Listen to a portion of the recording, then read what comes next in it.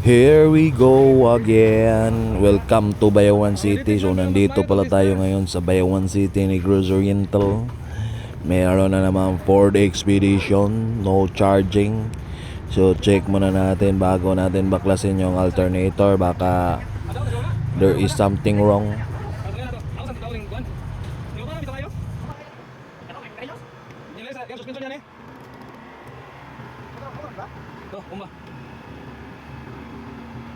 Upon checking,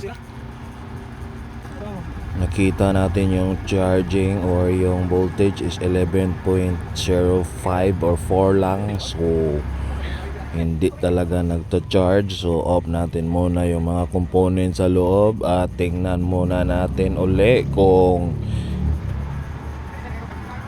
anong resulta. So nakita natin na 11.20 lang. So hindi talaga nagcha-charge yung alternator dahil posibleng sira. So ang ginawa natin, tinanggal natin at nakita natin na sira yung mga diodes. Yan, medyo sunog yung isa, maayos naman yung iba, at basag yung iba. So ayan, medyo nagkulubot na yung iba.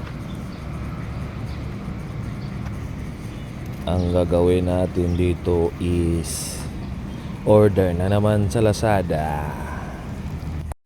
So ito lang yung sira, orderin natin sa Lazada pero sa part 2 na kasi nag-order pa tayo ng pyesa. Thank you.